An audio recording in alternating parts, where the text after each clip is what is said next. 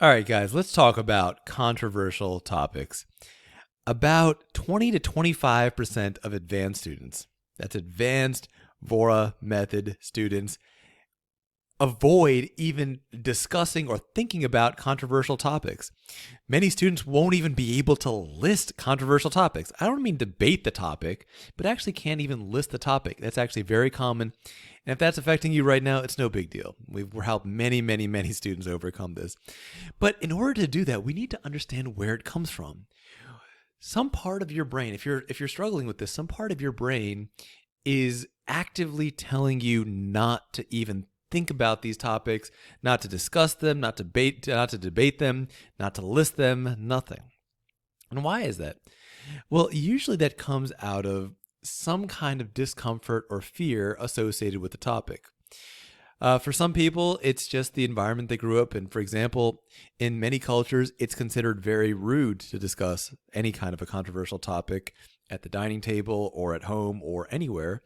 And if you're a kid and every time you mention any kind of a controversial topic, you immediately get yelled at, then you're going to become very nervous about ever doing it again. And so that's one thing that can create that kind of avoidance.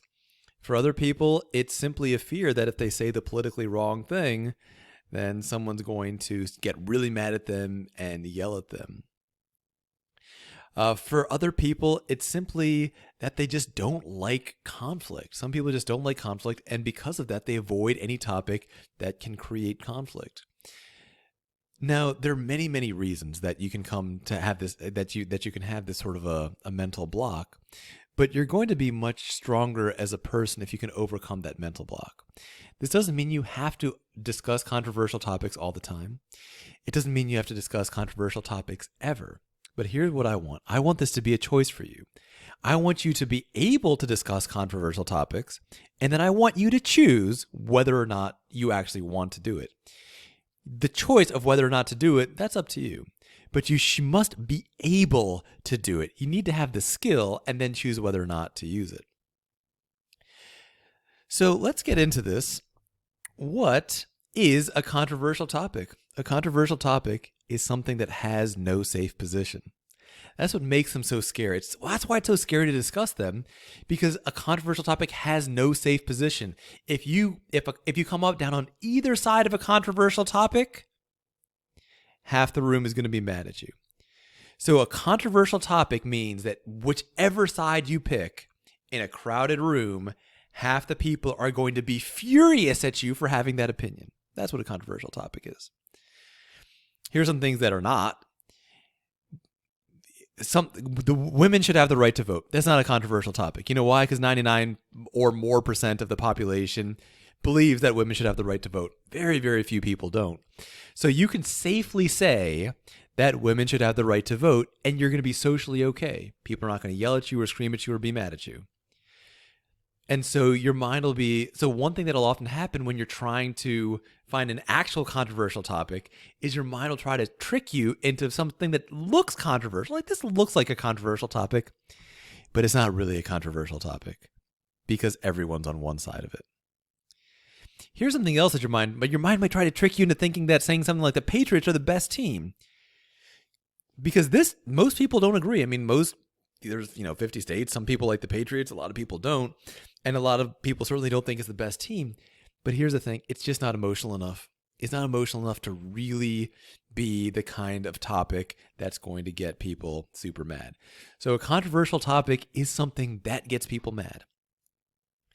No one would die to prove that the Patriots are the best team.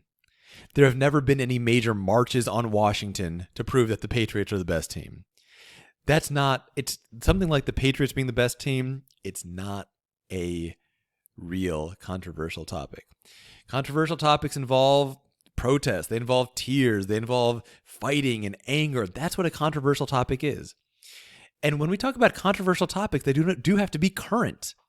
So, for example, there was a time in history where slavery was a controversial topic. Today, it's not. Today, pretty much 99.999% of the American population is opposed to slavery. It's no longer controversial.